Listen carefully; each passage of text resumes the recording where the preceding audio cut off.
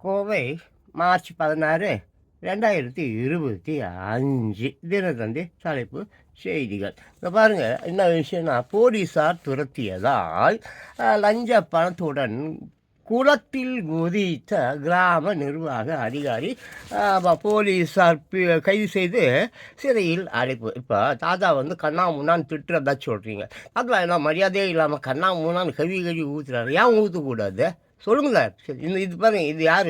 விஏஓனா village administrative officer. ஆமாம், பேர் பாரு, வெற்றி வேல். அவருக்கு வெற்றின்னு ஒரு பேர், கையில் முருகர் வச்சுன்னு இருப்பார் வேல். அதை வச்சுக்கின்னு என்ன பண்ணிக்கார்? துரத்தி தான் லஞ்ச பணத்துடன் குளத்தில் குதித்த கிராம நிர்வாக அதிகாரியா ஒரு வில்லேஜ் அட்மினிஸ்ட்ரேட்டிவ் ஆஃபீஸரே இப்படி பண்ணார். இது இன்னைக்கு இது பண்ணலாம். இது காலம்பூரா பண்ணி இருக்குது. திமுக ஆட்சி, அதிமுக ஆட்சி, எல்லா ஆட்சிலையும் இதே தான் பண்ணுறான். அப்போ நான் ஏன் திட்ட மாட்டேன்? இவங்க பண்ணுறதுனால என் ஏழை மக்கள் இல்லப்பா பாதிக்கிறான். செல்லம், தாத்தா இந்த மாதிரி உலகத்தில் இருக்கிற எல்லாரையும் இந்த லஞ்சம் வாங்குறவன் ஊழல் செய்கிறவனு தான் நல்லவங்களும் இல்லை. மானாவாரிக்கு ஈவு இருக்க இல்லாமல் சும்மா மானுக்குதா, சூடுக்குதா, சொர்ணம் இருக்குதா, பிய தின்றியா, அது தின்றியான்னு தான் கேட்குறேன். யாருக்காவது எங்கேயாவது ரவுண்டு துடியோண்டு அந்த உடம்புல அந்த இது ஏற்படாத ஏங்கண்ணா ஏற்படாதுக்கலாம். இது காலங்காலமாக இப்போ இந்த கருணாநிதி இருக்கிறார்ல, சர்க்காரி கமிஷனில் மத்திய அரசாங்கம் வந்து விசாரணை பண்ணுறப்ப, ஆமாம், சர்க்கரை என்னாச்சு? எறும்பு தின்னுச்சு. சரி, எறும்பு தான் சர்க்கரையை தின்னு போச்சு. கோணி இருக்கும்ல, அந்த கோணி எங்கே? அது கரையாந்து நின்றுச்சு. அந்த மாதிரி டேஞ்சரான மனுஷன் அவர். இப்போ கருணாநிதி மாதிரி ஊழல் பண்ண 1000 ஜென்மம் இல்லை, 10,000 ஜென்மம் ஆனால் திமுக ஆட்சி மாதிரி ஊழல் பண்ண முடியாது. அதை விட்டுறேன். இந்த கூவங்க இதில் அதில் போட்டு விட்டாங்க. உல்லாச பயணம் பண்ணணும் அப்படின்னு சொல்லி போட்டு 2-3 நாள் ஓடிச்சு.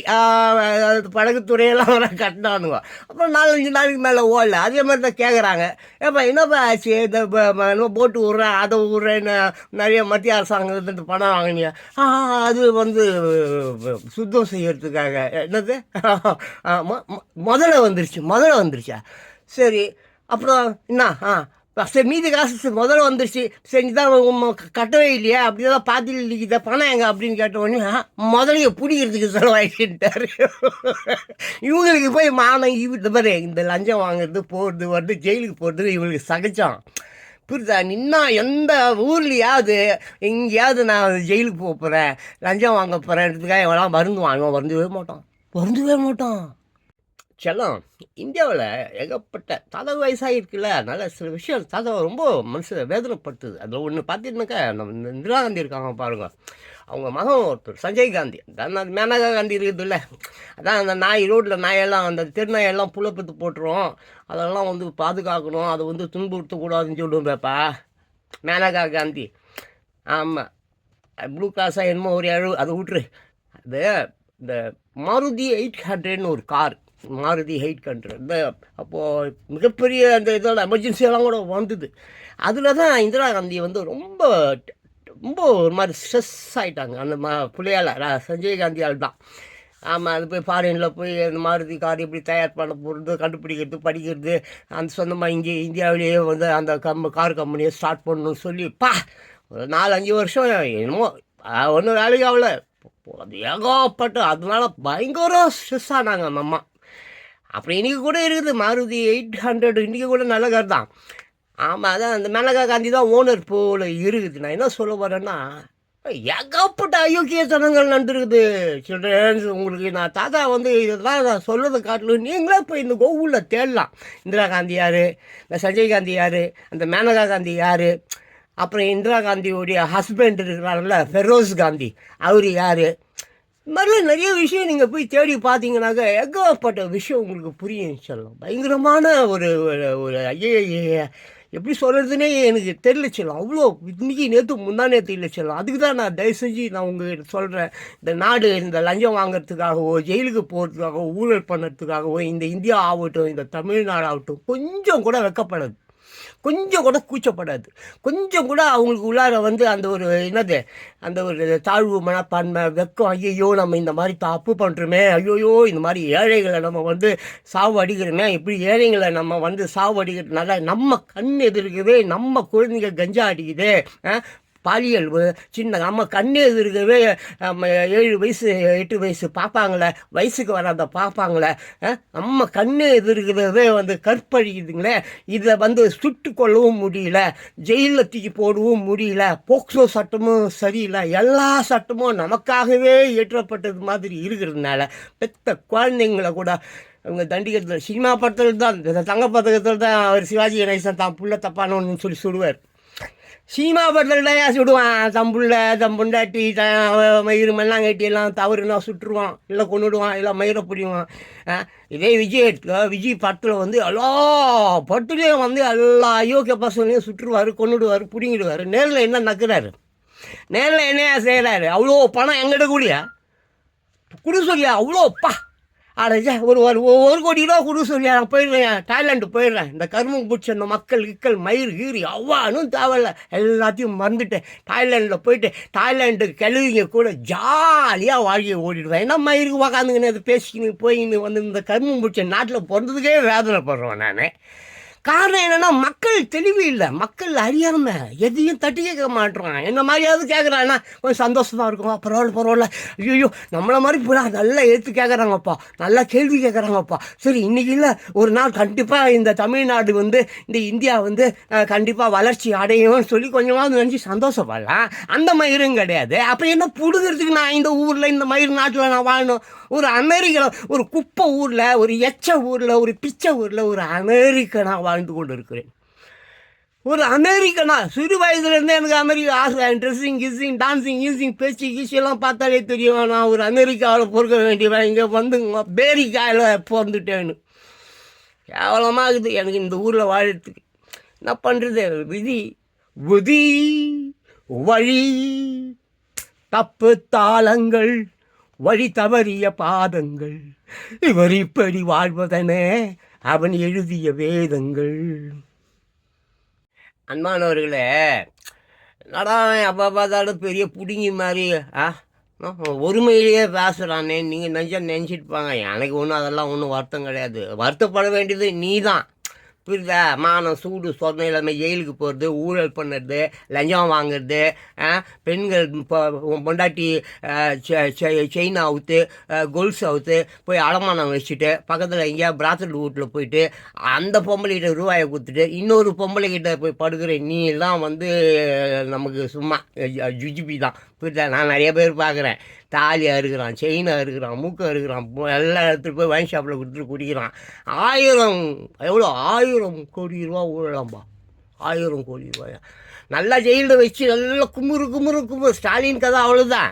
ஸ்டாலின் அந்த செந்தில் பாலாஜியா எல்லாம் ஈடி விடாது. அப்படி ஈடி விட்டுட்டு கண்டுக்காமல் விட்டுட்டுனா அப்போ பிரைம் மினிஸ்டர் இருக்கிறாரு, அவரு தான் உள்ளே பிடிச்சி வைக்கணும். அவரு உள்ளே பிடிச்சி வச்சு அவரு குமுறணும். இப்படி எல்லாம் ஒன்று போட்டு போயிருக்கிறாங்கப்பா. எல்லாம் கூட்டு களவாணிகள் எல்லாம். ஏன்னா ஒரு ஈடி நேரம் தூக்கி உள்ளே வச்சு சாத்துன்னு சாத்துட்டானா. இவ்வளோ நாளாவது அந்த அசோக்கை இன்னும் கண்டுபிடிக்கல.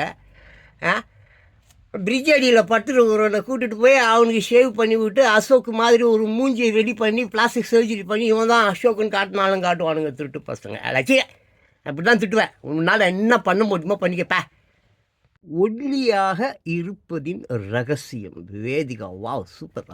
எனக்கு இந்த ஃபிகரை ரொம்ப பிடிக்கும். ஆமாம், நான் ஃபிகர்னு சொல்கிறேன்னு பார்க்குறியா? ஃபிகர் தான் எனக்கு நிறைய ஃபோட்டோ அனுப்புதேன். இதுவோ இல்லை இது பேரை வச்சுக்கின்னு எவ்வளோ ஒரு ஃபேக் ஐடியா கூட இருக்கும். என்ன டெய்லி எனக்கு வருது. ஆமாம், டெய்லி நான் பார்க்குறேன். இது மாதிரி 2 பீஸ் கூட இல்லாமலாம் பார்க்குறேன். நிறைய பேர் இவ்வளோ ஓகே. அப்பா தமிழ்நாட்டில் எவ்வளோ போயிட்டு குடிப்பேன். 100 கோடி பேர் இருக்கிறாளுங்கடா.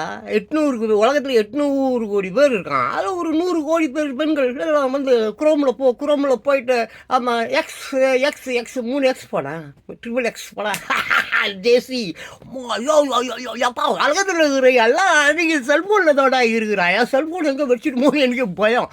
சும்மா ஒன்றுமே இல்லாமல் அப்படியே அழுகு. அப்பா இன்னும் அழகாக இருக்கிறானுங்க. அந்த ஒல்லியாக இருக்கிறவங்களுக்குலாம் அழகாக இருக்கிறாங்க. குண்டாக இருக்கிறவங்களுக்கு பார்த்தா வாங்கி வருது.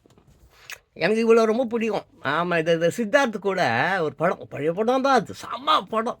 சூப்பர் படம். நான் டான்ஸரு எல்லாம் டெய்லி ஃபோட்டோ அனுப்புகிறாங்க. நம்மளாம் பார்க்குறது, நம்ம லைக் போட்டு விட்டுவிடுவோம்ல, அது ஒரு லைக் போடுவோம். உடனே திருப்பி அவன் ஒரு ஃபோட்டோ கிட்டலாம் போட்டு, hi how you, yes I mean Delhi airport, I want to see you, எனக்கு நீ ஒரு 50,000 ரூபா அனுப்பு, ஒரு லட்சம் ரூபா அனுப்பு, இல்லைனா இமிக்ரேஷனில் என்ன வெளியே விட மாட்டாங்க, I wants to back to my own பிளேஸ்ன்னு பார்த்துட்டு பண்ணிங்க. அன்பானவர்களே, இளைஞர்களே, வாலிப பெண்களே, இந்த புஸ்தகம் வந்து கிருஷ்ணா வாங்கி படிங்க. வின் வின் புஸ்தகம். ஆமாம், ரொம்ப நல்ல ஒரு விஷயம் ஒன்று இருக்குது. ஒரு 10 செகண்ட்ஸ் நான் வேணால் அப்படியே பிடிக்கிறேன். ஆமாம், நீங்கள் பாருங்கள், நல்லா கிளியராக தெரிதா? ஆமாம், பாஸ் போட்டுட்டு நீங்கள் அப்படியே படிக்கணும்னா கூட படிக்கலாம். ஒரு 3 பேஜ் தான். கொஞ்சம் தயவு செஞ்சு எனக்காக அது கொஞ்சம் கேளுங்க. ஆமாம், 1967 பொது தேர்தல். 1967 பொது தேர்தல்.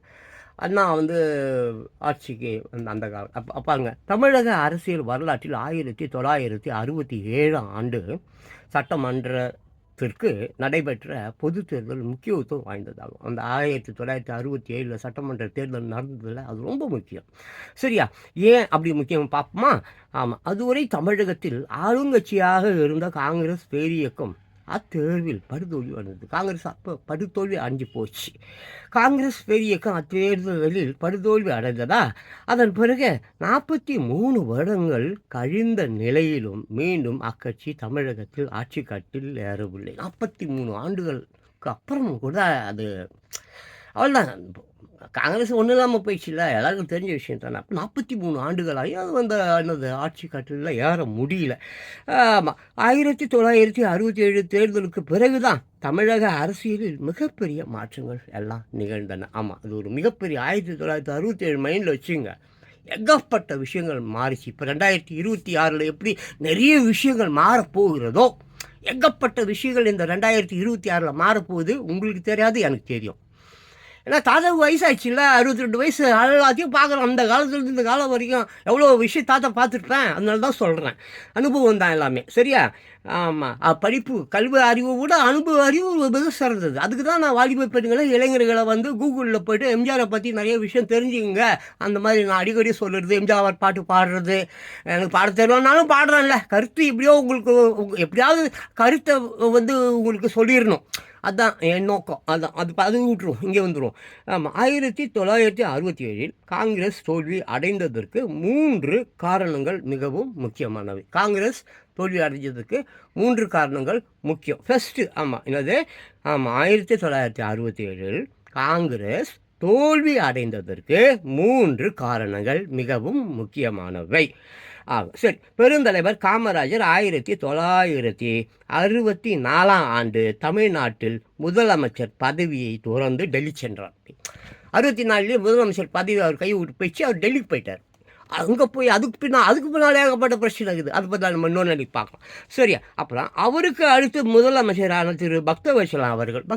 அவருக்கு அடுத்தது யார்? காமராஜருக்கு அப்புறம் பக்தவத்சலம் தான். அப்புறம் தான் காமராஜருக்கு முன்னாடி ராஜாஜி. ஆமாம், இது கொஞ்ச நாள் தான். பக்தவத்சலம் கொஞ்ச நாள் தான் இருந்தார், சும்மா அப்படி தான் நினைக்கிறேன். சரி, பார்த்துலாம். அவருக்கு அடுத்து முதலமைச்சரான திரு பக்தவத்சலம் அவர்கள் மிக சிறந்த நிர்வாகியாக இருந்த போதிலும் அப்போது நடைபெற்ற இந்திய எதிர்ப்பு போராட்டத்தை அடக்க அவர் கையாண்ட முறையின் காரணமாக 12 பேர் உயிர் துறந்தனர். இதுதான். கொஞ்ச நாள் தான் இருந்தார். பட் இந்த இந்திய எதிர்ப்பு விஷயத்தில் வந்து ஒரு 12 பேர் செத்து போயிட்டான். ஆமாம், இந்திய எதிர்ப்பு போட்டிருக்குல்ல, இந்திய எதிர்ப்பு போராட்டத்தை அடக்கிறதுக்கு வழிமுறை அவர் கையாண்ட விதங்கள் ரொம்ப தவறு. அதனால் வந்து ஒரு 12 பேர் செத்து போயிட்டான். அப்போ பார்த்தா தமிழகம் தீப்பற்றி எரிந்தது. பயங்கரமாக தீப்பற்றி எரிகிறது தமிழ்நாடு. ஆமாம், சட்டம் ஒழுங்கு சீர்குலைந்தது. சட்டம் ஒழுங்கெல்லாம் எங்கே பார்த்தாலும் வேட்டையாடுறாங்க அந்த மாதிரின்னு வச்சுக்கேன். சூறையாடுதல்னு சொல்கிறாங்களா அந்த மாதிரி வச்சுக்கேன். இது முதலாவது ஃபஸ்ட்டு காரணம் தான். 1. அடுத்தது 2வது காரணம், அவர் ஆட்சியில் நிலவிய கடுமையான அரிசி பஞ்சம். பயங்கரமான அரிசி பஞ்சம். பயங்கரம். 67 நான் 63 பிறந்தேன். எனக்கு அப்போ 5 வயசோ என்னமோ. எங்கள் அப்பாலாம் பாவம் ரொம்ப வேறு. சீனா இது வேறு, சீனா சண்டை வேறு. அப்போது இது சீனாவுக்கும் நமக்கும் குடு போட்டுனுக்கிறாங்க. நான் குழந்தை அப்போல்லாம் பார்ப்பேன். எங்கள் அப்பா எனக்கு தூக்கி அங்கேயும் இங்கேயும் ஓடுவார். போய் புதறுகடியெல்லாம் போய் படுத்துப்பார். எனக்கு நான் குழந்தைப்பா, எனக்கு 5 வயசு அறிய தெரியாதா, தெரிஞ்சுது விடு. ஆமாம், சரி. அப்போ 2வது காரணம், அவர் ஆட்சியில் நிலவிய கடுமையான அரிசி பஞ்சம். அப்போது காங்கிரஸ் தலைவர்கள் அரிசி கிடைக்காவிட்டால் கடல் பாசியை போய் சாப்பிடுங்கள் என்று பொறுப்பில்லாமல் பேசியது மக்களின் ஆத்திரத்தை என்ன அதிகப்பட்டுச்சு. ஆமாப்பா, இப்போ சண்டை வார் நின்று சின்ன பிள்ளை நான் சரியாக தெரில. வார்ப்பா சீனாவுக்கும் இந்தியாவுக்கும்.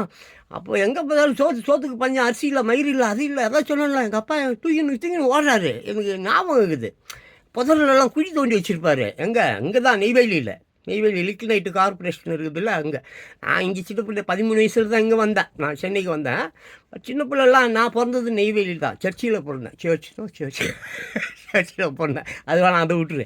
அப்போது அதிகரிப்பதாக அமைந்தது. தேர்தல் வரட்டும், உங்களுக்கு சரியான பாடம் கற்புகிறோம் என்று தமிழக மக்கள் வஞ்சினம் கொண்டனர். வரட்டும், தேர்தல் வரட்டும், உங்களை வச்சு செய்கிறேன் அப்படின்னு சொல்லிட்டு தமிழக மக்கள் ரொம்ப கொந்தளிச்சு போய் கிடந்தாங்க. அப்புறம் அந்த ஒரு காரணமாக மூலமாக எம்ஜிஆர் சுடப்பட்டது 3வது முக்கிய காரணம். அப்போது அந்த காலகட்டத்தில் தான் எம்ஜிஆர் சுடப்படுறார். எம்ஜிஆர் அரசியலுக்கெல்லாம் வரணும்னு அவர் கொஞ்சம் கூட விருப்பம் கிடையாதுங்க. அவர் பாட்டு அவருக்கு நடிப்பு தான். 12 படங்களோ 13 படங்களோ ஜூனியர் ஆர்டிஸ்ட் மாதிரி தான் அவர் ஆக்ட் பண்ணின்னு இருந்தார். ஜூனியர் ஆர்டிஸ்ட் மாதிரி தான். அந்த கருணாநிதி கதை வசனங்கள், மர்மயோகி, இன்னும் சில படங்கள்லாம் இருக்குது. ஜானகி கூட ஒரு படம், என்ன இது சில படங்கள் இருக்குது. இங்கே இருக்குது, இங்கே வரல. சில படங்கள் அவர் எழுதின அந்த எம்ஜிஆருக்காக அந்த வசனங்கள், கதை வசனம்லாம் எழுதினார்ல, அப்படிப்பட்ட படங்கள் சில படங்கள் செமையாக தூக்கி விட்டுருச்சு எம்ஜிஆர். பயங்கரம் செமையாக 12 படத்துக்கு மேலே எவ்வளோ படம். நான் அசோக் குமார், பக்த பிரகல்தா, அப்புறம் என்னென்னமோ படம் அங்கே இருக்குது. ஆமாம், அதனால அபிமன்யு என்னமோ அந்த மாதிரி எல்லாம். ராஜகுமாரி தான் நினைக்கிறேன். ராஜகுமாரி இல்லைங்க, ராஜகுமாரி ஒரு நடிகை. அது ஆமாம், அப்படிதான் சொல்கிறாங்க. ஒரு 12 படங்களுக்கு அப்புறம் கருணாநிதியை எம்ஜிஆருக்காக எழுதப்பட்ட அந்த வசனங்கள் இருக்கும்போது அந்த மாதிரி படங்கள் செம்ம அடி பின்னு எம்ஜிஆர் எங்கேயோ போயிடார். அதுக்கப்புறம் எம்ஜிஆர் இல்லைன்னா மக்கள் எல்லாம் மக்களுக்கு எம்ஜிஆருக்கு மக்கள் இல்லைன்னா ஒன்றும் இல்லைன்ற மாதிரி ஆயிடுச்சு. ஆமாம், அப்படி ஒரு காலகட்டம் அது. அப்போ எம்ஜிஆர் சுடப்பட்டது 3வது முக்கிய காரணமாகும். அப்போ யார் எம்ஜிஆர் தமிழக முதல்வராகி உடல்நிலை பாதிக்கப்பட்டு அமெரிக்காவில் சிகிச்சை பெற்றபோது தமிழ்நாட்டில் நிலவிய அதே அனுதாப அலை 1967 தேர்தலிலும் பலமாக அடித்தது. இப்போ ரீசெண்ட்லி எம்ஜிஆர் இறந்து போவதற்கு முன்பு அவருக்கு அமெரிக்காவில் போய் புரூக்லினில் போயிட்டு சிகிச்சை பெற்றல. அப்போ இப்படி எங்கே பார்த்தாலும் அந்த ஒளிவிளக்கு சாங், இந்த சௌகார் ஜானி ஒரு சாங் பாடுவேன். அந்த பாட்டு எங்கே பார்த்தாலும் பட்டி தொட்டியெல்லாம் அந்த சாங் பாடும். எம்ஜிஆர் பிழைத்து கொள்ள வேண்டும் என்பதற்காக எல்லாம் உலகம் பூரா ப்ரேயர் பண்ணாங்க. அந்த மாதிரி ஒரு அனுதாப அலை எப்போ 1967 அவர் சுடப்பட்டார்ல. இவர் இருந்து இது வேற அது வேற. என்ன 1960 அந்த சுடப்பட்டார்ல, அப்போ ஒரு அனுதாப அலை, பயங்கரமான அனுதாப அலை. அப்போ இவர் நம்ம அண்ணா என்ன பண்ணுறாரு, எம்ஜிஆர் கிட்ட போய் சொல்கிறார். அவர் உடல் முடியாமல் கடுகிறாரு. என்னப்பா நீ இதே கனி, அவர் எம்ஜிஆர் அவருடைய இதே கனி தானே. அப்போ அவர் சொல்கிறாரு, நீ நீ கொடுக்குற பணம் நன்கொடைலாம் வேணாம்பா, அதெல்லாம் ஒன்றும் பிரயோஜனம் இல்லைப்பா. நீ மக்கள் மத்தியில் முகத்தை காட்டு, பேச வேணாம். ஒன்றால் பேச முடியாது தானே, ஷூட் பண்ணிட்டான்ல, அதனால் பேச முடியாது, தொண்டை வலிக்கும். அதனால் ஒன்று பேச பண்ணி just come to the stage man. நீ சும்மா வா, அப்படி ஸ்டேஜில் அப்படி ஷோ யர் ஃபேஸ். நோ, முகத்தை காட்டு போதும். ஆமாம், தில் சாட்டிஸ்ஃபைடு. உங்கள் ரசிகர்கள்லாம் என்ன ஆகிடுவாங்க, சாட்டிஸ்ஃபைடு ஆகிடுவாங்க. That is enough for me. எனக்கு அது போதும், நான் ஓட்டு வாங்கிடுவேன். யார் அண்ணா சொல்கிறாரு, எப்படி இருக்குது பாருக்கால. அப்போது என்ன ஆகுது கேட்டாக்க, அப்போ 67 அதே மாதிரி அனுதாப அலை சுடப்பட்ட போது. அப்போ கழுத்தில் குண்டு பாய்ந்து அறுவை சிகிச்சை செய்யப்பட்டதால் எம்ஜிஆரால் சரியாக பேச முடியாத ஒரு நிலை. ரைட்டா, அதனால் தேர்தல் பிரச்சாரத்திற்கும் செல்ல முடியாது. அப்போது தேர்தல் பிரச்சாரத்துக்கு எம்ஜிஆரெல்லாம் கூட்டின்னு போவாங்க யாராக இருந்தாலும். அப்போ எம்ஜிஆரால் வர முடியாது, உடம்பு சொல்லலை, எப்படிப்பா வர முடியும், எப்படிப்பா பேச முடியும். ஸோ அப்போ அவர் என்ன சொல்கிறாரு, நிலை. அப்போது இவர் சொல்கிறார், அண்ணா நீ தரும் லட்சங்கள் தேவையில்லைப்பா. அண்ணா சொல்கிறார், நீ தரும் லட்சங்கள் பணங்கள் தேவையில்லை. ஆமாம், தமிழகம் முழுவதும் சென்று மக்களிடம் உன் முகத்தை காட்டுப்போம். தமிழகம் பூரா போ, உன் முகத்தை காட்டு. Just man, show your face. That's enough for the peoples. they'll put vote. நான் அவன் போட்டுவான், ஓட்டு போட்டுருவான் அப்படின்றாரு. நீ தரும் லட்சங்கள் தேவையில்லை, தமிழகம் முழுவதும் சென்று மக்களிடம் உன் முகத்தை காட்டு, அது எனக்கு பல லட்சம் வாக்குகளை பெற்றுத்தரும் என்று விருகம்பாக்கம் மாநாட்டில் அண்ணா பேசினாரே, அவரது நம்பிக்கை வீண் போகவில்லை. விருகம்பாக்கம்ல நாங்கள் சாலிகிராமம், விருகம்பாக்கம், கோடம்பாக்கம் சொல்கிறோம். நாங்கள் தான் நான் போயிட்டு நான் ஒரு 17-18 வயசுலேயே அந்த பக்கம் ஓட்டேன். அப்புறம் இப்போ தான் இங்கே வந்தேன். நான் ஒரு சாலிகிராமத்தில் வந்து நான் மோர் தென் 40 இயர்ஸ் நாங்கள் வந்தேன். அங்கே தான் கல்யாணம் கூட கட்டினேன். சரி, அதை விட்டுரு, அந்த கதை வேணாம் என்று விருகம்பாக்கம் மாநாட்டில் அண்ணா பேசினாரே, அவரது நம்பிக்கை வீண் போகவில்லை. உண்மைதான், வீண் போகவில்லை. குண்டு காயப்பட்டு கழுத்தில் பேண்டேஜ் கட்டுடன் இருக்கும் எம்ஜிஆரின் போஸ்டர்கள் லட்சக்கணக்கில் எடுக்கப்பட்டது. இந்த இப்போ கூட இருக்குது, கூகுளில் பணம் தெரியும், இந்த இப்படி போட்டுருப்பார், கட்டில் பட்டுன்னு இருப்பார். ஆமாம், இப்படி போஸ்டரை போட்டு தட்டி விட்டான் தமிழ்நாடு பூரா. எங்கே பார்த்தாலும் எல்லா சவுத்துலேயும் அந்த போஸ்டர் தான் இருக்கும். ஸோ எம்ஜிஆரின் போஸ்டர்கள் லட்சக்கணக்கில் அடிக்கப்பட்டு தமிழகத்தில் உள்ள பட்டி தொட்டிகள் முதல் அனைத்து ஊர்களிலும் ஒன்று விடாமல் ஓட்டப்பட்டன, எல்லா இடத்துலையும். அப்புறம் கட்டுடன் இருக்கும் எம்ஜிஆர் படத்தை பார்த்த மக்கள் கண் கலங்கினர், அழுதார்கள். சரியா, தங்கள் வாக்குகளை லட்சக்கணக்கில் திமுகவிற்கு வாரி வழங்கினர். அண்ணாவின் ஆருடம் பழித்தது. பாருங்க, அண்ணா 1.5 வருஷம்தான் ஆட்சி பண்ணார், 67. அதுக்கப்புறம் ஆட்டோமேட்டிக்காக அந்த முதலமைச்சர் பதவியை வந்து இவர் கருணாநிதி ஆக்சுவலாக அது அவருக்கு கிடச்சிருக்காது. அப்போவே பெரிய பெரிய திறமைசாலிகள்லாம் இருந்தாங்க, திமுக கட்சியிலே இருந்தாங்க. அண்ணாவுக்கு தெரியும், எம்ஜிஆருக்கு தெரியும், இப்போ இருக்கக்கூடிய அதிமுக காரங்க எல்லாருக்குமே தெரியும். அப்போ சிறப்பு வாய்ந்த கருணாநிதியை காட்டிலும் மிகப்பெரிய டேலண்ட்ஸ்லாம் அங்கே இருந்தாங்க. அப்பவும் எம்ஜிஆர்கிட்ட கேட்குறாரு கருணாநிதி, அப்பவும் நம்ம அந்த மாதிரி ப்ளீஸ்ப்பா டைலாக்லாம் அவனுக்கு எழுதுனாப்பா, நான் டைலாக் எழுதுனா ஒரு சினிமா படங்கள் மாபெரும் வெற்றி அடைந்திருக்குமா, நீயும் நானும் நல்ல நண்பர்கள் இல்லையா, நம்ம 2 பேரும் எப்படி நகமும் சதையும் போல் வாழ்ந்துருக்குறோம் சினிமாவில் சொல்ல. நம்ம ஓடுது மாடர்ன் தியேட்டர்ஸில் நீயும் நானும் படாத கஷ்டமா, நீ நானும் கம்பெனியாக ஏறி இறங்கி சோறு இல்லாமல் பிச்சை எடுத்ததெல்லாம் உனக்கு ஞாபகத்துக்கு வரலையா? இன்றைக்கி நான் ஒன்றும் எவ்வளோ பெரிய மாபெரும் ஸ்டார் ஆகியிருக்கிறேனே, என் வசனங்களால் தான் நீ உயர்ந்து போனா. நான் நைஸாக அதெல்லாம் இறந்து போயிட்டார்ல, அண்ணா தான் செத்து போயிட்டாரு, அவங்கள விட அந்த பதவியை நான் பிடிச்சிக்கிறேன், நீ சொன்னால் எல்லோரும் கேட்பாங்கப்பா, ஏப்பா மக்கள் எல்லாம் உண்மைதானப்பா பார்க்குறான். உன் மூஞ்சை பார்த்துட்டு நீ கட்டு போட்டுன்னு இருந்திய, கழுத்தில் சுட்டாங்கல்ல, கட்டு போட்டுன்னு இருந்தில்ல, அவன் போஸ்டரை பார்த்து தானே அவன் ஓட்டு வாங்கி அப்படியே ஓட்டாக கூஞ்சி அண்ணாவே ஜெயிச்சாரு. நீ மட்டும் உன் முகத்தை நீ போய் காட்டாமல் இருந்தால் அண்ணா ஜெயிச்சிருப்பார, அண்ணா ஜெயிச்சார்ல. இப்போ அண்ணா செத்து போயிட்டாரு, நான் முதலமைச்சராக வந்துட்டு போகிறேன், நான் உனக்கு கொஞ்சம் ஹெல்ப் பண்ணு, கொஞ்சம் எதையும் கண்டுக்காத, நான் பண்ணுற மாதிரி என் வித்தை, என் தந்திரம், என் நரித்தரத்தெல்லாம் நான் காட்டி நானே முதலமைச்சர். அப்படி ஆக்கிரமித்து கொண்டது தான் கருணாநிதி முதலமைச்சர் ஆன கதை. ஓட்டுக்கிட்டுலாம் போட்டு அவனும் இவருக்கு போய் அதெல்லாம் எவனும் போட மாட்டான், புரியுதா? எல்லாம் துட்டு கொடுத்தா போடுவான், இல்லைன்னா போட மாட்டான். இன்றைக்கும் அப்படி தான், இன்றைக்கும் திமுக கட்சி தான் ஜெயிக்க போகுது. இப்போ வர 2026 கூட திமுக தான் ஜெயிக்கும். இந்த புறம்போக்கு அச்ச திருட்டு துட்டு வாங்கி துண்ணு பழக்கப்பட்டான் நம்ம மக்கள் புறம்போக்குன்னாங்க. இவன் கண்டிப்பாக காசு வாங்குவான், ஓட்டு போடுவான், திமுக தான் ஜெயிக்கும். ஆனால் இவங்க எப்படி அழிவாங்கன்னா, இயற்கை அழிக்கும்.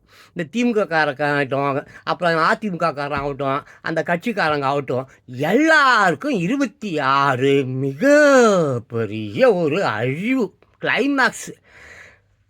எப்பா, இந்த திமுக காரணங்களையும் அதிமுக காரணங்களையும் இயற்கை அழிக்க போகுது. எப்படி தெரியுமா? துடிக்க கொலை பண்ண போகுது. அது எனக்கு தெரியும்பா, அவனுங்களுக்கும் தெரியும்பா. அவங்களும் எப்படியும் இயற்கை தான் நம்மளை கொல்லும். நம்ம கீழே இருக்கிற அதிகாரியோ, நம்ம அரசாங்கமோ, இல்லாட்டின்னா நம்ம அல்லக்கையோ எவனும் காட்டி கொடுப்பான். ஒருத்தன் காட்டி கொடுத்தா இன்னொருத்தன் மாட்டுவான். அவன் காட்டி கொடுப்பான், அவன் இவனை காட்டி கொடுப்பான், இவன் அவனை காட்டி கொடுப்பான், மொத்த பேரும் எல்லாரையும் காட்டி கொடுத்தா என்ன ஆகும்? எல்லாமே திருட்டு பசங்க, எல்லாருக்கும் சம்மந்தம் இருக்குது, எல்லாரும் கூட்டாளிங்க. ஒருவனை காட்டி கொடுத்தாலும் அவன் இன்னொருவனை காட்டி கொடுப்பான். அப்போ எங்கேருந்து அதனால இயற்கை மொத்தமாக அவங்களை வச்சு செஞ்சிடும். அது விட்டுரு, இங்கே வா. இப்போ திமுக வேட்பாளராக எம்ஜிஆர் சென்னையில் உள்ள பரங்கிமலை தொகுதியில் போட்டியிட்டார். அப்புறம் அவரை எதிர்த்து ரகுபதி என்பவரை காங்கிரஸ் நிறுத்தியது. காங்கிரஸ் கட்சியில் தான் எல்லோரும் இருந்தாங்க, எம்ஜிஆர் அங்கே தான் இருந்தார். எம்ஜிஆர் தனது தொகுதிக்கு சென்று பிரச்சாரமும் செய்யவில்லை. எம்ஜிஆர் போய் செய்யலை, இப்போ பிரச்சாரம்லாம் செய்யலை. தேர்தல் பணி எதையும் ஆற்றவில்லை. அவருக்கு பதிலாக கழக தொண்டர்களும் கட்சி சாராத பொதுமக்களும் தேர்தல் பணி செய்தனர். சற்றேறதாழ 25,000 வாக்கு வித்தியாசத்தில் எம்ஜிஆர் வெற்றி பெற்றார். ஏதோ ஒரு சின்ன பதவி, ஏதோ ஒரு பதவி ஒன்று. அப்புறம் 143 தொகுதிகளில் வெற்றி பெற்ற திமுக, 143 தொகுதி, ஆமாம், 143 தொகுதிகளில் வெற்றி பெற்ற திமுக அறுதி பெரும்பான்மை பெற்று ஆட்சி கட்டில் ஏறியது. பேரறிஞர் அண்ணா தமிழக முதல்வர் ஆனார். எம்ஜிஆரை சிறு சேமிப்பு துறையில் துணை தலைவராக்கினார். யார்? அண்ணா. சிறு சேமிப்பு துறையில் தலைவராக்குறார். யாரை? எம்ஜிஆரை. ஸோ அப்போ எம்ஜிஆரை சிறு சேமிப்பு துறையில் துணை தலைவராக்கினார். அந்த பதவியை கூட அண்ணாவிற்காக தான் எம்ஜிஆர் ஏற்றுக்கொண்டார். அவருக்கு அரசியலில் புரியாது. எம்ஜிஆருக்கு ரொம்ப பேருக்கு தெரியாது.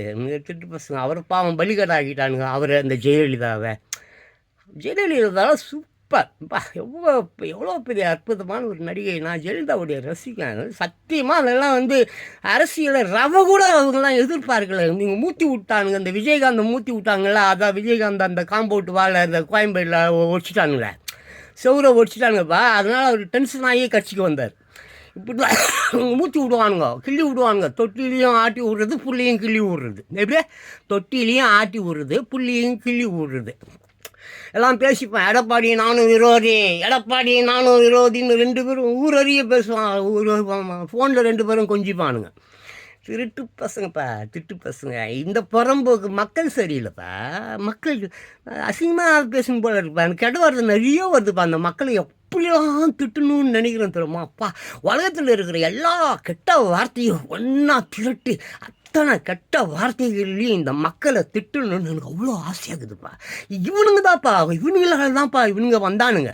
இல்லாட்டினா இந்த நாட்டை யாராலே அசைக்க முடியாதுப்பா. அவ்வளோ பெரிய அற்புதமான ஒரு தமிழகம், அற்புதமாக எல்லா செல்வங்களும் நிறைந்திருந்த ஒரு தமிழகத்தை மக்கள் தயா பண்ணா.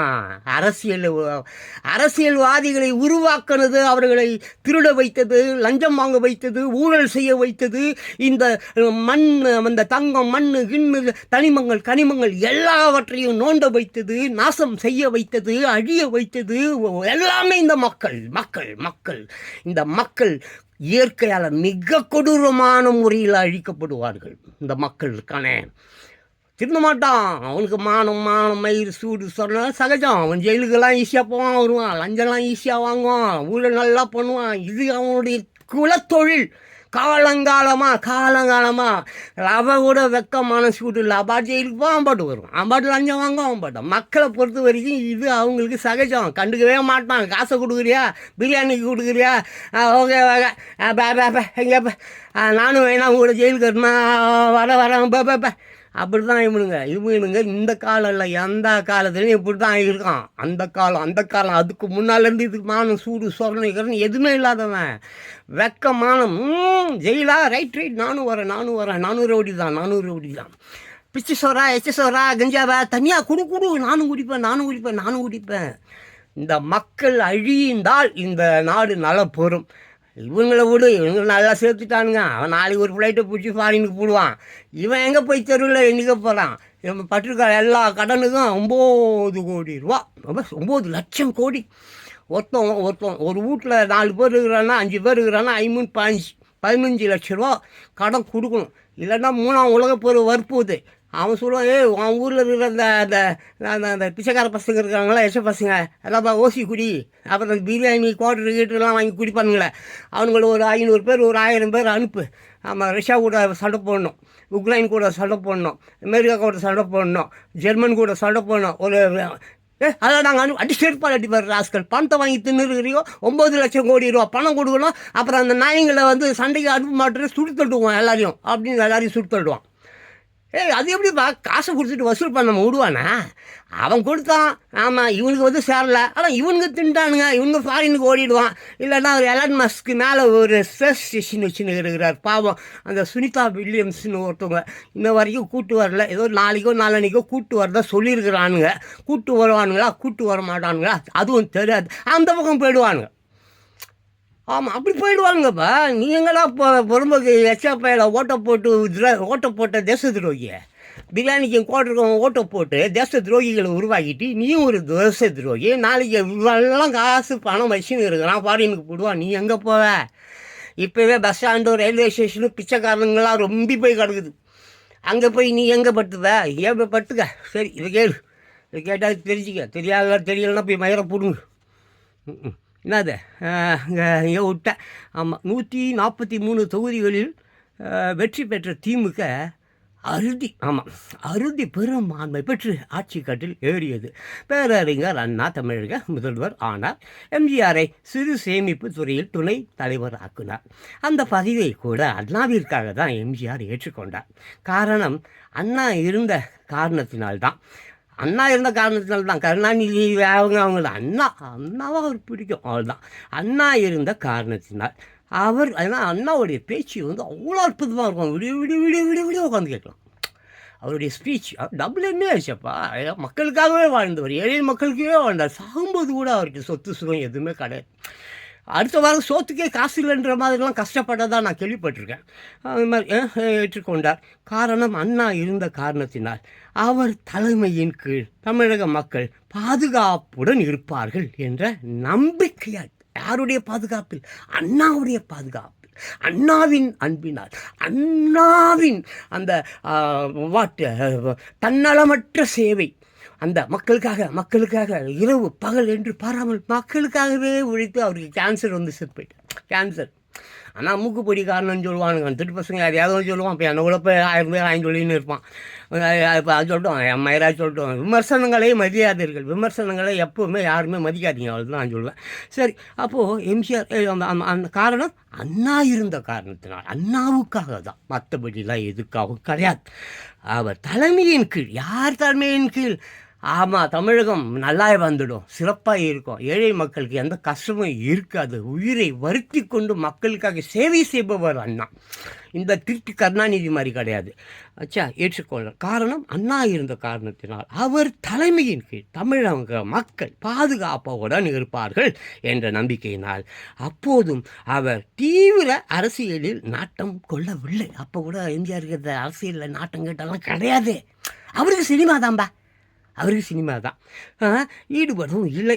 அவரது கவனமெல்லாம் திரையுலகின் மீது தான் இருந்தது. அவருக்கு சினிமா. அவரை மிஞ்சி சினிமாவிலலாம் அவெல்லாம் ஃபாரின் நாடெல்லாம் கூட கிடையாது.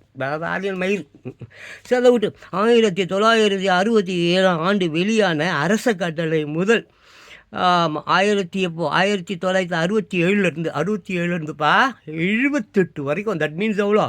67 ஆக ஒரு 10 வருடங்களா? 67 to 70 11 வருடங்கள். ஆமாம், என்னது 1967 வெளியான அரச கட்டளை முதல் 1978 11 ஆண்டுகள் போல இருக்குது வெளிவந்த அவரது கடைசி படமான தான் இந்த மதுரையை மீட்ட சுந்தரபாண்டியன். அதுக்கு முன்னாலே வந்துட்டார். அப்புறம் இந்த பாதி கொஞ்சம் இருந்தது. மதுரையை மீட்ட சுந்தரபாண்டியன் படம்லாம் இங்கே பெருங்கலத்தூர்லாம் ஷூட்டிங்லாம் எடுத்தாங்க. நானே பார்த்தேன். நான் நேரடியாக ஷூட்டிங் ஸ்பாட்டுக்கு போயிருக்கேன். பிரசாத் லேபில் தான், பிரசாத் ஸ்டுடியோவில் எல்வி பிரசாத் அதான் சாலிகிராமா. நான் அதை பார்த்துருக்கேன், ஷூட்டிங்லாம் நான் பார்த்துருக்கேன். ஏன்னா நான் ஒரு சினிமாக்காரன், நான் ஒரு 18 வருஷம் சினிமாவில் இருந்துருக்கிறேன்ல.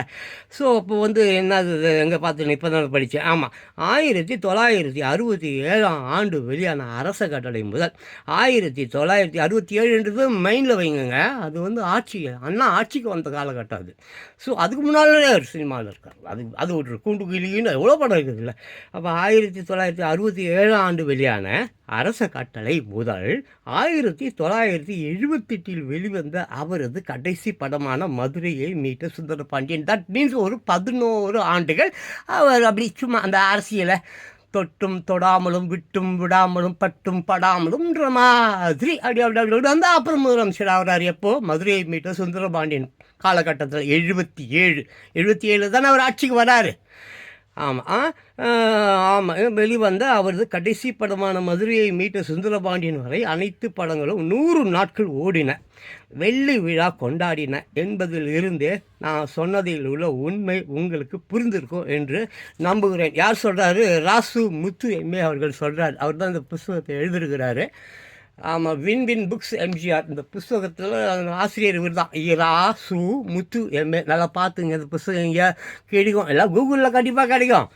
ஆமாம், அண்ணா முதல்வராக இருந்த 2 ஆண்டுகள், 2 ஆண்டு தான்ப்பா அண்ணாப்பா. அண்ணா முதல்வராக இருந்த 2 ஆண்டுகளும் தமிழ்நாட்டின் பொற்காலம் என்று தாராளமாக கூறலாம். அந்த 2 வருஷம்தான்ப்பா, ஜஸ்ட் 2 இயர்ஸ். தமிழ்நாட்டின் பொற்காலம் அண்ணா அண்ணா அண்ணா அண்ணா அண்ணா அண்ணா எங்கள் அன்பின் தெய்வம் அண்ணா. அண்ணா அண்ணா அண்ணா எங்கள் அன்பின் தெய்வம் அண்ணா.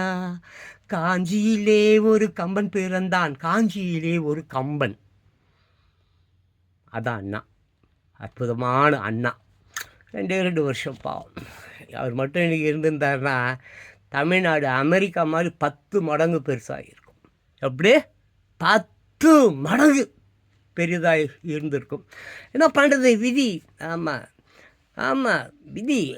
ஆமாம், விதி விதி. ஆமாம், அண்ணா முதல்வராக இருந்த அந்த 2 ஆண்டுகளும் தமிழ்நாட்டில் பொற்காலம் என்று தாராளமாக கூறலாம். ஊழலற்ற நேர்மையான ஆட்சியை அவர் கொடுத்தார். ஊழல் ரவகளை லஞ்சம் no no no no. Kamarajar காலத்துலையும் அப்படி தான். ஆமாம், தமிழ்நாட்டின் பொற்காலம் என்று தாராளமாக கூறலாம். ஊழலற்ற நேர்மையான ஆட்சியை அவர் கொடுத்தார்.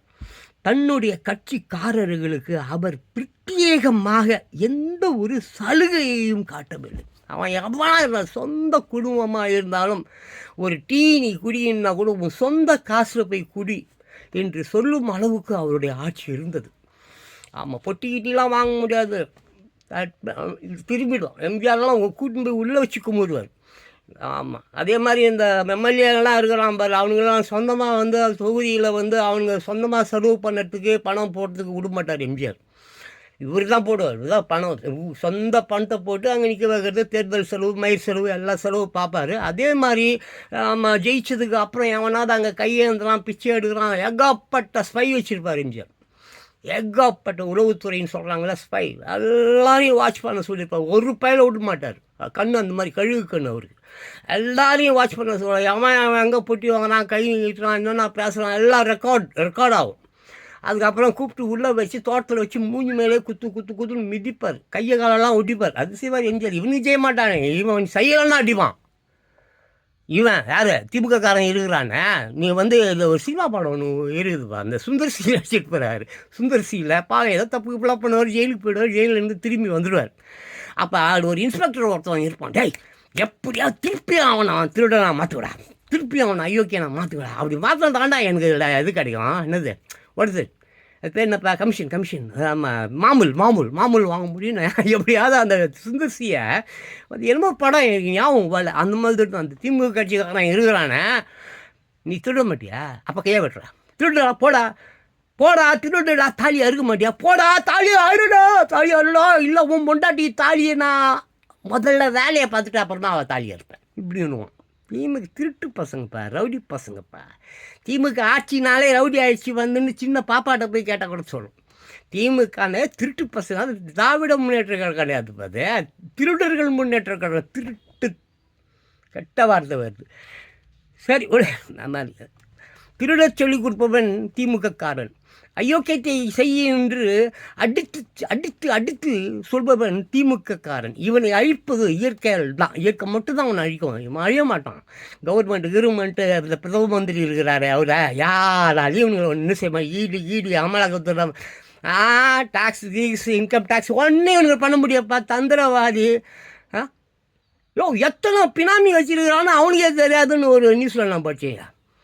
திமுக காரனுங்களுக்கு எவ்வளோ பினாமிகள் இருக்கான். 1000 பேரா, 2000 பேரா, 1 லட்சம் பேரா, 2 லட்சம் பேரா, எத்தனை பேர் தமிழ்நாட்டில் இந்த திமுக கட்சியோடைய பினாமின்னு இவங்களுக்கே திமுக கட்சிக்காரனே தெரியாதா? திமுக குடும்பம் யார், அந்த ஸ்டாலின் குடும்பத்துக்கே தெரியாதான் அவ்வளோ பினாமிகள். பேங்க்கெல்லாம் அடித்து மூஞ்செல்லாம் கிழிக்கணும். பேங்க் மேனேஜர் இருக்கணும்ல, ஊரில் எத்தனை பேங்க் இருக்கோ அத்தனை பேங்க்கும் போகணும். எல்லா பேங்க் மேனேஜரையும் எந்த கேள்விக்காக கூட அரெஸ்ட் பண்ணிடணும் முதல்ல. ஃபஸ்ட்டு தூக்கணும். அந்த மேனேஜர் எல்லாரையும் தூக்கி போட்டு ஒரு லாரியில் ட்ரக்கில் போட்டு அடிச்சு ஒரு இடத்துல போய்ட்டு சவுக்கு நல்லா வச்சு அடி அடி அடி அடி அடி அடி அடின்னு எவ்வளோ பேர் அக்கௌண்ட் வச்சுருக்கான், அவன் பேர் என்ன, ஊர் என்ன, எங்கே போனான், ஏன் போனான், எவன் பேரில் வச்சுருக்கான், என்ன எவ்வளோ வச்சுருக்கான், எத்தனை ரூபா வச்சுருக்கான் எல்லாம் சொல்லு இல்லையா. அடி அடி அடிச்சுனே இருக்கணும். சொல்டா. எத்தனை பேர், 1,00,000 பேர் அக்கௌண்ட் வச்சுருக்கானா, ஒவ்வொருத்தன் பேராக சொல்லு. அவன் அப்பன் பேர், அவன் இன்ஷியலு, எப்போ பண்ணான், ஏன் அக்கௌண்ட் ஓப்பன் பண்ணான், அவன் அக்கௌண்ட் ஓப்பன் பண்ணும்போது அவன் கூட வந்தவன் போனவன் நின்னவன், அன்றைக்கி மழை பெஞ்சுதா மழை பெய்யலையா, வெயில் அடிச்சுதா வெயில் எழுதலையா, இவன் வந்து என்ட்ரன்ஸுக்குள்ளே வரும்போது அங்கே செக்யூரிட்டி நின்னானா நிற்கலையா, அப்போ எதிர்க்க வந்து ஒரு ஃபிகர் ஒன்று போச்சு, அந்த ஃபிகரை ஜான் பாஸ்கோன்னு ஒருத்தவங்க வந்து லுக்கு விட்டுனே இருந்தானே, அதை நீ கவனிச்சு எல்லாத்தையும் கேட்கணும்டா புறம்போக்குங்களா. மயிர் நாடு. சரி விடு. அப்புறம் அந்த மாதிரி தான். அண்ணா முதல்வராக இருந்த 2 ஆண்டுகளும் தமிழ்நாட்டின் பொற்காலம் என்று தாராளமாக கூறலாம். சரியா. ஊழலற்ற நேர்மையான ஆட்சியை அவர் கொடுத்தார். தன்னுடைய கட்சிக்காரர்களுக்கு அவர் பிரத்யேகமாக எந்த ஒரு சலுகையும் காட்டவில்லை. கோடியாக பணம் சம்பாதிக்கவில்லை. என்னதே, கோடியாக பணம் சம்பாதிக்கவில்லை. 10 தலைமுறைக்கு சொத்து சேர்க்கவில்லை. எம்ஜிஆர் பாடுவாரே, தன் இனிய குடும்பம் ஒன்றுக்குத்தான் வறுமையை தந்தார் என்று. அது 100க்கு 100 உண்மை. தன் இனிய குடும்பம் ஒன்றுக்குத்தான் வறுமையை தந்தார். யார்? அண்ணா. தன்னுடைய இனிய குடும்பம் ஒன்றுக்கு தான் வறுமையை கொடுத்தார். ஆனால் இவங்க யார்? 10 தலைமுறைக்கு சேர்த்து வைத்திருப்பது யார்? திமுக கட்சிக்காரர்கள். அங்கே அவர் பிரத்யேகமாக எந்த ஒரு சலுகையும் காட்டவில்லை கட்சிக்காரர்களுக்கு, தொண்டர்களுக்கு, யாருக்குமே. சொந்தக்காரர்களுக்கு கூட அது செய்யவில்லை. அதே மாதிரி என்னது, கோடியாய் பணம் சம்பாதிக்கல. தன்னிடம் இருந்து 5-10 பைசாவையும் யாருக்காவது கொடுத்துட்டு தான் போய் இருக்கிறாரு. அதுக்கப்புறம் 10 தலைமுறைக்கு இவங்க சேர்த்து வச்சுருக்கானுங்க பார், அந்த மாதிரிலாம் சேர்த்து வைக்கல. இவன் சேர்த்து வச்சதெல்லாம் பாவம்பா. திமுக கட்சி சேர்த்து வச்சுருக்கிறதெல்லாம் கோடி ஆடும். எத்தனையோ கம்பெனிப்பா. அந்த கூகுளில் போய்ட்டு கேட்டால் முதலமைச்சர் யார், தமிழ்நாட்டின் முதலமைச்சர் யார், அவருக்கு சொத்து எவ்வளோ இருக்குது, அவர் புள்ள மேலே எவ்வளோ சொத்து இருக்குது, அவர் பொண்டாட்டி மேலே போய் எவ்வளோ சொத்து இருக்குது, பேரப்புள்ள மேலே எவ்வளோ சொத்து இருக்குது, வேறு ஏதாவது பப்பாட்டி இருக்குதா, சரி அது ஏதாவது புள்ளதாட்சி ஆகுதா, அப்படியே புள்ளதாட்சியாக இருந்து வயிற்றுக்குள்ளே கரு இருக்குதா, அந்த கரு இருக்கு, அந்த வயிற்றுக்குள்ளார இருக்க கரு, அந்த கரு மேலே பேங்க்கில் அக்கௌண்ட் இருக்குதா, சரி அக்கௌண்ட் இருந்தால் அதில் எவ்வளோ பணம் இருக்குது, இப்படி போய் கேளேன் கூகுளில். ரொம்ப கொடுதுப்பா, அறிவு மாதிரி கொடுதுப்பா. ஆமாப்பா, அறிவு மாதிரி அது பாட்டு சொல்லுதுப்பா. இங்கே எத்தனையோ சேனல் இருந்து, எத்தனையோ கோடி இருந்து, எத்தனையோ சொந்தம் இருந்து, 300-400 பேர் அந்த குடும்பத்தில் உறுப்பினர்கள் இருந்து. பினாமி பேர் மட்டும் சொல்ல மாட்டேங்குதுப்பா. பினாமி பேரெல்லாம் கண்டுபிடிக்கணும்னு ஏதாவது ஐடியா பண்ணதே ரோபோ. ஏப்பா ரோபோக்கு எடுத்துன்னு வந்து இந்த ரோபோ விட்டுட்டு கண்டுபிடிக்க சொல்லலாம். இந்த ஜிபி சேட்டை இருக்கா, சாட் ஜிபிடியா, தம்பிங்களா, இந்த சாட் ஜிபிடி, இந்த ஏஐ இருக்குதுல்ல, என்ன கேள்வி கேட்டாலும் சொல்லுமாமே. அப்படியா? உண்மையாவா? என்ன கேள்வி கேட்டாலும் சொல்லுமா? என்னமோ இந்த what do you want, what is your name, what is the name of the Indian president எல்லாம் கேட்ட உடனே அதுவே சொல்லுமோ, அதுவே டயலாக் போட்டுக்குமோ, அதுவே ஃபேஸ் ரெடி பண்ணிக்குமோ, அதுவே வாய்ஸ். ஏன்னா அவெல்லாம் இவ்வளோ பண்ணுதே. இந்த திமுக கட்சிக்காரர்களுக்கு மொத்தமாக தமிழ்நாட்டில் எத்தனை பினாமி அப்படின்னு சொல்லி கேட்டா சொல்லுமா? திமுக கட்சி, அதிமுக கட்சி, இந்த 2 கட்சி தொண்டர்கள், அப்புறம் அந்த மந்திரிகள், இவர்கள் எங்கே பினாமி வச்சு இருக்கிறாங்க, எங்கே சொத்து வச்சுன்னு இருக்கிறாங்க, எந்த உலகத்தில் எந்த பேங்க்கில் வந்து கள்ளத்தனமாக ஐடி ப்ரூஃப் கொடுக்காம, அது கொடுக்காம, அந்த திருட்டு சுஸ், அது ஒரு கிறிஸ்தவ நாளாம் சுஸ், ஒரு அயோக்கிய பையன் அங்கே பேங்க் நடத்துகிறான். எவன் அட்ரஸ் ப்ரூஃப், இந்த ஃபேஸ்புக்கிலலாம் அட்ரஸ் ப்ரூஃப், ஐடி ப்ரூஃப்லாம் கேட்க மாட்டான். எந்த மாதிரியாவது ஒரு மூஞ்சை வச்சுக்கோ, எப்படி வேணால் எவ்வளோ வேணான்னு லவ் பண்ணி கூட்டின்னு போய் எங்கேயாவது வந்து நல்லா வேலை பார்த்துட்டு ரோட்டில் விட்டுட்டு போ. அந்த ஃபேஸ்புக்கெலாம் தானேப்பா சோஷியல் மீடியா. இன்ஸ்டா இதெல்லாம் லவ் பண்ணுவான், மயிரை பண்ணுவான், கற்றுக்கட்டுவான், பேப்பரில் நியூஸ் போட்டு வரும். இன்ஸ்டாவில் காதல், ஃபேஸ்புக்கில் காதலர்கள் பிரிந்தார்கள், கர்ப்பத்தை கொடுத்தார்கள் அம்மா, அந்த மாதிரி. அது ஸோ இந்த ஜிபி சாட் அதெல்லாம் கட்சி இதப்போ அதில் போய் கேளுங்கடா, போங்கடா அந்த சாட் ஜிபிடி, ஓப்பன் ஐடி, சீக்கு அதில் போயிட்டு திமுக கட்சியில் எத்தனை கோடி பினாமிகள் இருக்கிறார்கள். ஒவ்வொரு பினாமியின் விலாவரியான அட்ரஸ், அவன் யார், அவன் பேர் என்ன, அவங்க அப்பன் பேர் என்ன, அவங்க ஆத்தா பேர் என்ன, அவங்க தாத்தன் பேர் என்ன, எப்போ பிறந்தான், ஏன் பிறந்தான், எந்த ஊரில் பிறந்தான், என்ன டைமில் பிறந்தான், என்ன அது, அவன் நல்ல நேரமா கட்டகாரமா யமகண்டமா மயிர்கண்டமா, அவன் எத்தனை நாள் எங்கெல்லாம் போனான், எவ கூடலாம் இருந்தான், எங்கெல்லாம் படுத்தான், வந்தான் போனான் படுத்தான், total secret talk every details every details. Even அவனுக்கு 40 வயசுனா 40 வயது ஒவ்வொரு நாளும் ஒவ்வொரு நிலமும் எனக்கு பக்கா டீட்டெயில் வேணும். எல்லா டீட்டெயிலும் கொடு, எல்லா டீட்டெயிலும் கொடு. ஜிபிடி சாட்டா இல்லை சாட் ஜிபிடியா டிக்ஸிக்கா ஏதோ கொடுத்து சாமியானுங்களா இவனுங்கெல்லாம் கண்டுபிடிக்க முடியல. அவனுங்க பேசுகிறாங்க என்ன மாதிரி ஆள்லாம் இல்லைடா, அவங்க ஹிட்லர் மாதிரி ஆள்லாம் நம்மளை சாவடிச்சு போட்டு போயிருப்பான். சரி பரவாயில்ல, வாழ்கிற வரைக்கும் வாழுங்க, சப்புற வரைக்கும் சப்புங்க, நக்குற வரைக்கும் நக்குங்க. இயற்கை வருது, சாவடிக்க போது தயாராகிருங்க. தொண்டை வலிக்குது என்ன, சண்டை வலிக்குது, உங்கள் மூஞ்சியில் பேசி பேசி என் உயிர் போகுது. நெஞ்சம் உண்டு நேர்மை உண்டு ஓடு ராஜா, நேரம் வாரு காத்திருந்து பாரு ராஜா, அஞ்சி அஞ்சி வாழ்ந்தது போதும் ராஜா, அஞ்சி அஞ்சி வாழ்ந்தது போது ராஜா, நீ ஆற்று வெள்ளம் போல் எழுந்து ஓடு ராஜா. ஹே நெஞ்சம் உண்டு நேர்மை உண்டு ஓடு ராஜா, நேரம் வரும் காத்திருந்து பாரு ராஜா. அடிமையின் உடம்பில் ரத்தம் எதற்கு, தினம் அச்சப்பட்ட கோழைக்கு இல்லம் எதற்கு, அடிமையின் உடம்பில் ரத்தம் எதற்கு, தினம் அச்சப்பட்ட கோழைக்கு இல்லம் எதற்கு, கொடுமையை கண்டு கண்டு பயம் எதற்கு, கொடுமையை கண்டு கண்டு பயம் எதற்கு, நீ கொண்டு வந்ததென்னடா மீசை முறுக்கு. ஹே நெஞ்சம் உண்டு நேர்மை உண்டு ஓடு ராஜா, நேரம் வாரு காத்திருந்து பாரு ராஜா. அண்ணாந்து பார்க்கின்ற மாளிகை கட்டி, அதான் அடியினில் ஓடை குடிசை கட்டி, அண்ணாந்து பார்க்கின்ற மாளிகை கட்டி, அதான் அடியினில் ஓலை குடிசை கட்டி, பொன்னான உலகென்று பெயர் இட்டாள், பொன்னான உலகென்று பெயர் இட்டாள், இந்த பூமி சிரிக்கும் அந்த சாமி சிரிக்கும். ஹே நெஞ்சம் உண்டு நேர்மை உண்டு ஓடு ராஜா, நேரம் வாரு காத்திருந்து பாரு ராஜா. உண்டு உண்டு என்று நம்பிக்காலை ஏடு, இங்கு உன்னை விட்டால் பூமி ஏது கவலை வீடு, ரெண்டில் ஒன்றை பார்த்து வீடு தோலை நிமிர்த்து, ரெண்டில் ஒன்றை பார்ப்பதற்கு தோலை நிமிர்த்து, இங்கு நீதி உன்னை தேடி வரும் மாலை தொடுத்து. ஹே நெஞ்சம் உண்டு நேர்மை உண்டு ஓடு ராஜா, ஒரு காத்திருந்த பாரு ராஜா. செல்லம் தாத்தா உங்களுக்காக தான் பாடிக்கணும் பேசிக்கணும் போர் அடிச்சுன்னுக்கிறேன். எம்ஜிஆர் கருத்துக்கள் கண்டிப்பாக போங்க கூகுளில் தேடுங்க. இங்கே பாருங்கள் 2026 கிளைமேக்ஸ் மந்த்ஸில் வச்சுங்க. தாத்தா எந்த கட்சியும் ஓட்டு போடாதீங்கன்னு தான் சொல்கிறேனே தவிர இந்த கட்சி ஆதரி அந்த கட்சிக்கு ஓட்டு போடுலாம் நான் சொல்லலை. தாத்தா அனுபவத்தில் இன்ன வரைக்கும் ஏழை மக்களுக்கு வேலை கிடைக்கல, அவங்களுக்கு ஒழுங்காக இன்னும் அந்த ஆசிரியர்களுக்கு சம்பளம் கொடுக்கல, அந்த டிரைவருங்களுக்கு சம்பளம் கொடுக்கல, இன்னும் எந்த ஒரு திட்டமும் போடுறோம் சொல்லுவான் நடைமுறைப்படுத்தலை. அந்த மெட்ரோ ஆகட்டும், அது ஆகட்டும், இது ஆகட்டும், ஸ்கூல் ஆகட்டும், கள்ள காதல் கீதல் காலேஜ் மயிறு கஞ்சா கிஞ்சா எல்லாம் லஞ்சம் ஊழல் போன்னு இருக்குது.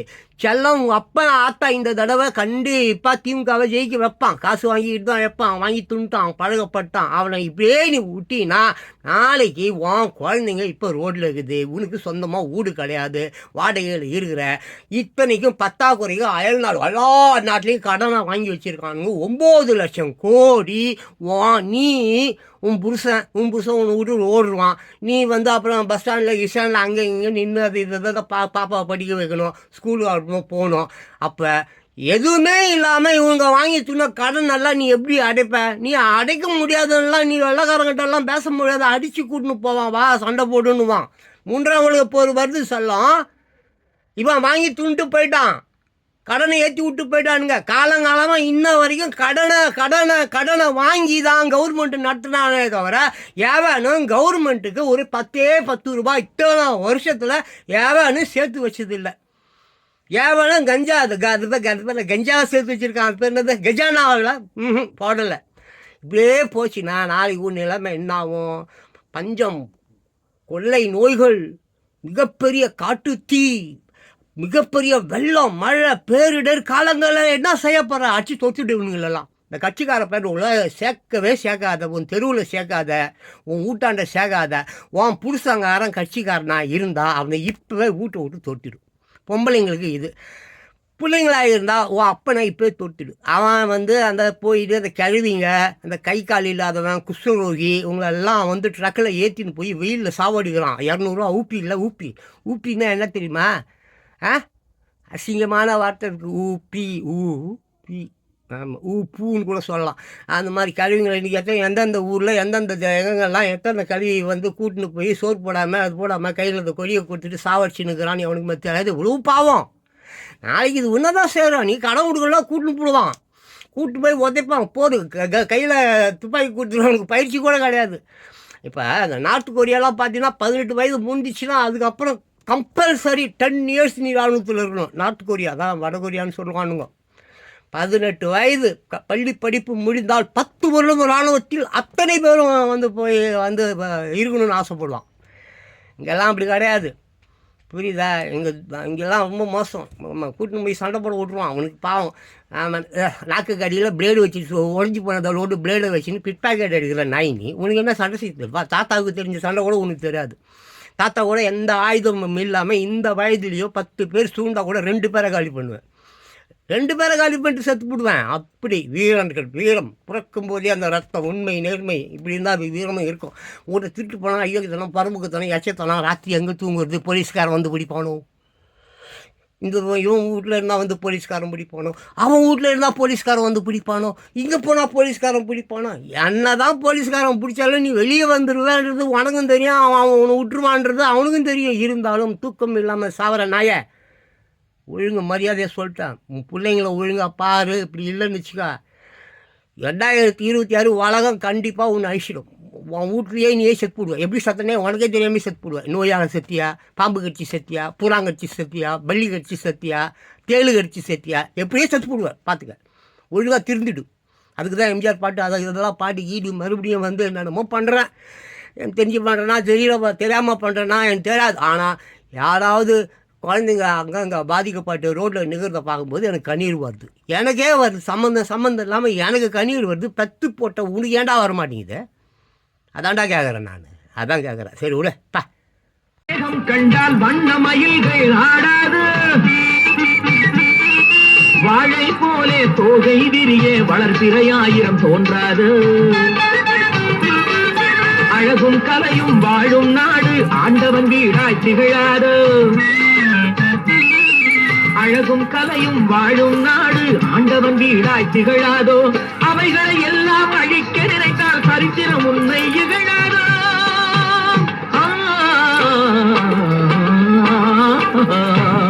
உன்னை பார்த்து இந்த உலகம் சிரிக்கிறது.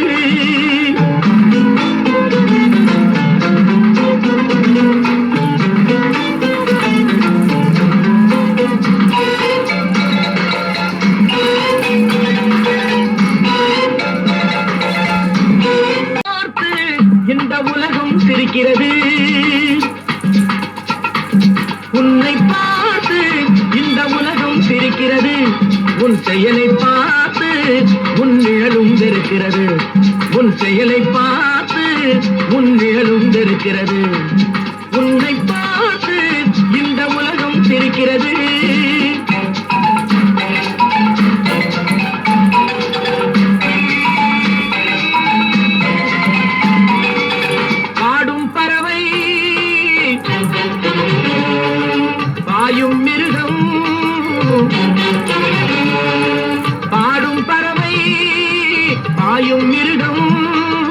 இவைகளுக்கெல்லாம் பகுத்தறிவில்லை, ஆனால் அவைகளுக்குள்ளே சூழ்ச்சிகள் இல்லை. உன்னை பார்த்து இந்த உலகம் சிரிக்கிறது. சேவல் கூட தூங்கும் உலகை கூவி எழுப்பும் குரலாலே,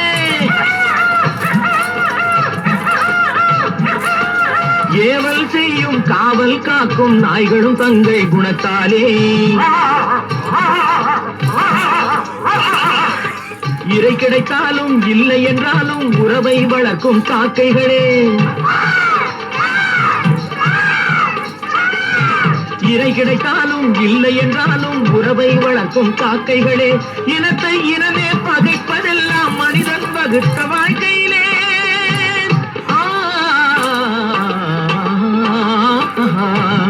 உன்னை பார்த்து இந்த உலகம் சிரிக்கிறது.